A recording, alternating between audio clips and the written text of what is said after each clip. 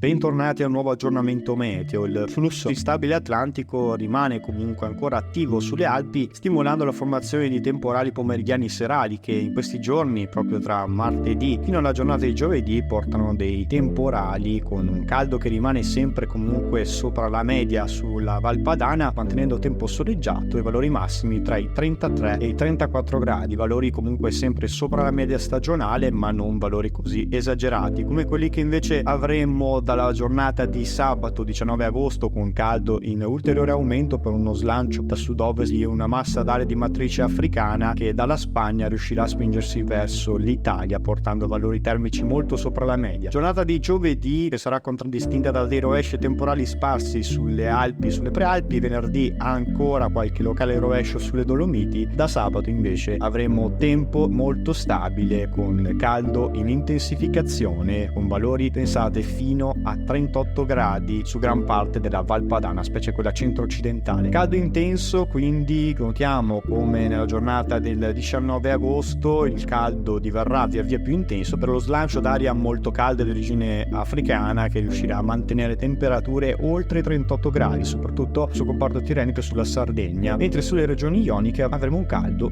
più sopportabile perché meno interessato dal flusso. Quando tornerà la pioggia? Tanti ci fanno questa domanda e si chiedono quando tornerà mai. L'ipotesi è ancora incerta, ma è previsto dopo il 25 del mese l'arrivo di correnti più fresche dalla Scandinavia che potrebbero riportare dei temporali e un clima più apprezzabile. Ma comunque ti aggiorniamo con i prossimi aggiornamenti meteo, ancora tutto da definire.